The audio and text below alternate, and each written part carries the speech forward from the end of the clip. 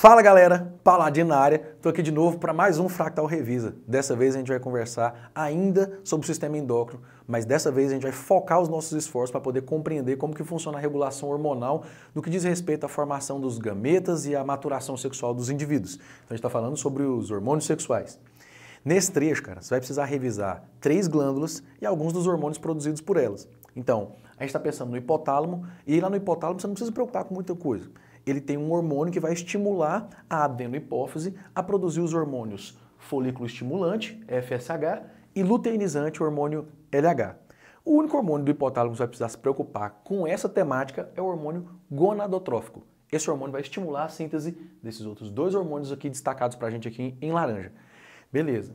O que a gente vai precisar fazer para poder revisar isso, então, é dar uma olhada em quais são os papéis que o hormônio luteinizante e o hormônio folículo estimulante vão desempenhar. E esses 2 hormônios vão ter atuação tanto sobre os organismos masculinos quanto sobre os organismos femininos.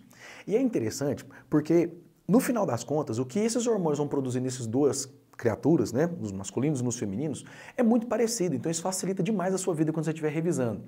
O hormônio luteinizante vai induzir nas gônadas, que é testículos e ovários. Garotas têm ovários, rapazes têm testículos. A formação de outros 2 hormônios que são os hormônios esteroides. São eles a testosterona nos rapazes e o estrógeno ou estrogênio nas garotas. Então, hormônio luteinizante, produção de hormônios esteroides. Daqui a pouco a gente conversa sobre esses 2 hormônios. O hormônio folículo estimulante ele vai produzir ou vai levar ao amadurecimento de um folículo ovariano. No final das contas, ele vai fazer com que um óvulo amadureça para ele no futuro ser liberado. Acaba que nos organismos masculinos, a função desse hormônio é bem parecida. Só que em nós rapazes, nós não nascemos com os espermatozoides já formados. Então o hormônio folículo estimulante vai induzir nos nossos testículos a fabricação dos espermatozoides, beleza? Seguinte, aí, a partir disso, nós seguimos para os hormônios que são produzidos pelas gônadas. Acabei de revisar, gônadas masculinas, testículos, gônadas femininas, ovários. Lá nas gônadas, serão produzidos os hormônios estrógeno e testosterona. A primeira função desses hormônios vai estar ligada ao desenvolvimento do que a gente chama de caracteres sexuais secundários. Quando uma criança, seja ela mocinha, seja ela um rapazinho, entra na puberdade e começa a ter uma diversificação corporal que vai levar ao que a gente bate o olho nele e identifica que aquilo é uma garota ou um rapaz. Tirando questões culturais ligadas ao tipo de roupa que veste, ao tipo de adorno que usa, por exemplo. Então eu estou me referindo à formação de barba, mudança da voz, alteração na postura física, né, que vai levar ao crescimento tanto das estruturas ósseas quanto também da estrutura muscular, crescimento de pelos nas axilas, eventualmente nas regiões pubianas também. Então todas essas modificações são chamadas de caracteres sexuais secundários. No caso dos rapazes, deve ser produzido ou induzido pela testosterona, e no caso das garotas, algumas dessas alterações vão envolver também a formação e desenvolvimento dos seios, a deposição maior de tecido adiposo nos glúteos e também nas coxas, e aí quem vai produzir isso ou vai induzir essas modificações no corpo feminino é o estrógeno. E a progesterona? A gente já fala sobre ela porque ela tem uma função no processo de ovulação. Aí, nos rapazes, então, o processo de produção de espermatozoides ele é bastante simplificado, comparado com o das garotas, né? Tudo em nós rapazes é mais simples comparado com o das garotas. Brincadeiras à parte, a gente vai pensar na ideia do seguinte: o hormônio FSH, produzido pela adenohipófise, e estimula os testículos a produzirem espermatozoides. E aí, a testosterona induz a maturação desses espermatozoides. Eles completam o seu desenvolvimento sobre a ação da testosterona. Acabou a espermatogênese masculina, do ponto de vista de avaliação hormonal, certo? Do ponto de vista feminino, aí o processo é bem mais complexo. Tem um monte de coisa e um monte de hormônio para a gente poder avaliar. A primeira coisa que eu preciso que você tenha em mente é que, por mais complexo que esse processo aqui pareça, isso é uma redução didática. Isso significa que existem hormônios com os quais a gente não aborda eles no ensino médio, certo? A gente não conversa sobre eles no ensino médio. Então o que eu vou fazer com vocês aqui? Eu vou te ensinar, eu vou te ajudar a desmembrar os principais fatores que estão acontecendo durante esse fenômeno aqui, ou nesse processo, para você separar o fenômeno em partes, entender cada uma dessas partes separadamente e depois reunir essas partes para entender como que o ciclo funciona. Vamos lá? Vai ser bem tranquilo, vem comigo. Seguinte, Para formação ou para maturação ou para liberação dos óvulos, no caso das garotas, cara, nós vamos pensar que eu vou ter o seguinte: você vai fazer um estudo separando os hormônios que estão sendo produzidos pela hipófise, eu desenhei os gráficos dele aqui em cima, ó, LH e FSH, dos hormônios que vão ser produzidos lá no ovário, ou nos ovários, melhor dizendo, que é o estrogênio, ou estrógeno, se você preferir, certo? E a progesterona. A partir disso, a gente vai analisar também que algumas alterações vão ocorrer no ovário, é esse esquema que eu desenhei aqui, ó, são as modificações que estão acontecendo no ovário, enquanto outras alterações vão estar acontecendo no revestimento interno do útero. A gente chama ele de endométrio, endo, de interno, tá? Então, são esse aspecto todo que a gente desenhou aqui. O que vai acontecer, como eu disse para vocês, é a gente fazer uma análise separada. Primeiro o que está acontecendo no ovário, influenciado por quais hormônios, depois o que está acontecendo no útero, influenciado por quais hormônios. Vamos lá.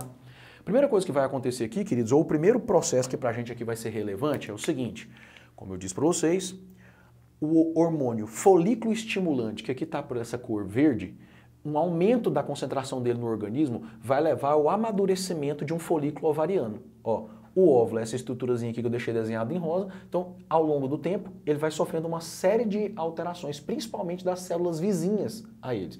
Então, o que vai promover esse amadurecimento do folículo ovariano, é o primeiro trecho do gráfico que eu quero destacar, é o aumento na corrente sanguínea da quantidade de hormônio folículo estimulante, que é o FSH. Então, nesse primeiro segmento aqui, ó, é o primeiro trecho do gráfico que é importante a gente analisar, que é a maturação ou amadurecimento, se você preferir, do folículo. Perfeito. O segundo evento que para nós vai ser importante, queridos, está relacionado com a ovulação, que é exatamente quando esse óvulo se libertar do folículo e ser lançado, né, lá dentro das tubas uterinas. Essa liberação do folículo, ela acontece em detrimento de um pico do hormônio luteinizante. Então, eu vou destacar essa região do gráfico aqui, ó, esse ponto aqui, o ápice desse gráfico rosa, e escrever aqui, ó, ovulação. Exatamente para que você tenha em mente que esse fenômeno acontece por causa do pico de LH. Então vamos recapitular aqui? Ovário. Um aumento da quantidade de hormônio folículo estimulante amadurece o folículo. Aí, um pico na quantidade de hormônio luteinizante promove a liberação desse óvulo do folículo. Até aqui em paz? Firmeza. Daqui para frente, queridos, o que vai acontecer?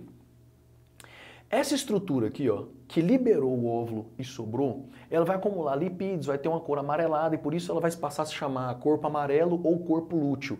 Essa estrutura aqui, ó, passa a fabricar progesterona. Só que ao longo dos próximos dias, essa estrutura, as células que formam ela, cara, vão se degenerando ou vão morrendo. Se a gente der uma olhada no gráfico aqui de baixo, a gente vai perceber exatamente que a progesterona passa a ser produzida a partir da ovulação. E aí, à medida que o corpo lúteo vai se degenerando, a quantidade de progesterona, que no nosso gráfico aqui é essa cor roxa, vai diminuindo.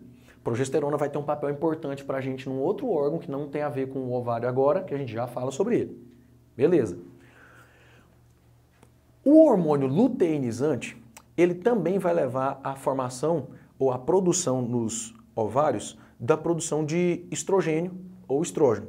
E a partir de agora a gente passa a analisar as mudanças que acontecem no útero. Então o que vai ocorrer, queridos?